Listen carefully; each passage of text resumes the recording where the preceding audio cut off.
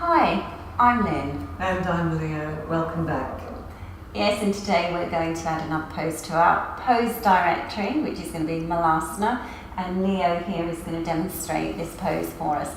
So don't worry if you know the pose, Garland Pose, if you know the pose, then just take a quick look at the video. You might find some extra instructions in this. If you can go straight to the floor with the heels, then that's absolutely fine. But one of the things that I notice a lot in our classes is that people come into this action and then they lean back like this, lean right back. And you've got to see that there is some traction with this pose. So the heels for sure do ground down, but you've got to lengthen into the heels with the sole of the foot. And that will activate the groin enormously. So it's a great pose to get more pliable in your hips. You see Leo here is coming from Uttanasana action. Now there's lots of different ways to come into this pose, but we're coming in from Uttanasana, and the beauty of this is that you can lift through the legs and the muscle fibre lengthens before you bend the knees. Always a good thing to do. So be sure that you just take a few moments in your Uttanasana so that you're pulling up with the legs, you're lifting through the abdomen, and you're seeing there's a broadness coming in the abdomen. And then the length comes from the hip flexors towards the ribs.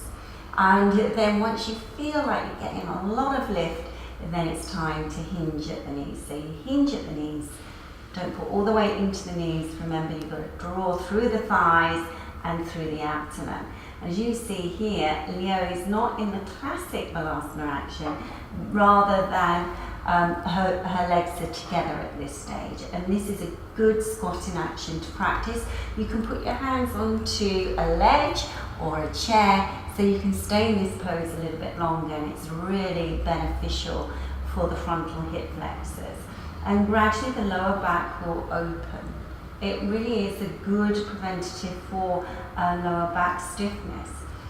And now the legs go a little bit wider for the Garland action. And as you can see here, Leo's extending her palms forward to get that extension. But you have to see, as you extend those arms, that you've got to draw back with the lower abdomen, yes, and broaden across the sacrum, very important. The outer hips go in for sure. The length comes in the thigh, so you have to take the soft tissue fibre of the thigh deeply towards the root of the thigh. Very important action. And see that you don't overdo the upper chest region. So what I mean by that is to nose dive forward. Very important, not to do this action. It's got to be a really nice even action throughout the spine. So be sure you're creating that broadness in your lower back, and you'll need this for some of the more challenging poses that come after Malasana. We're coming into the action where you hold on to the back of the heels, the back of the ankles. You can see Leo's arm, the upper arm is around the shin.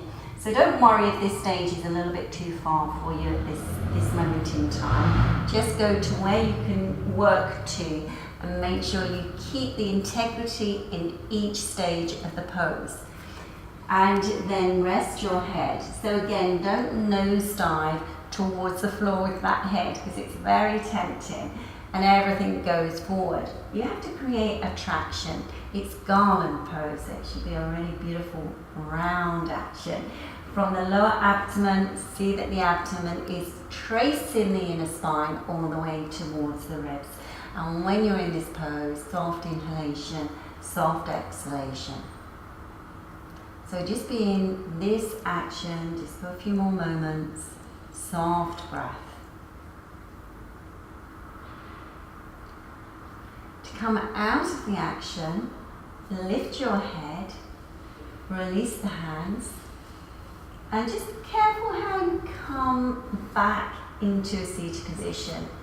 And don't just suddenly push the buttocks down, just come out of the pose softly, if that's possible, into a good Dandasana. And when you're in Dandasana, you're just finishing the preparation of coming out of the pose, lifting your sternum chest taking a couple of deeper inhalations and exhalations. We hope you enjoyed Malasana today. We will be putting this into some of our lead practices, so it's good to know how to do the pose before we do one of our sequences with this in. Yes, and remember that our lead practices are silent. So if you do need to refer to some of the teaching, then come back to the pose directory. Thank you very much for joining us today. Namaste. Namaste.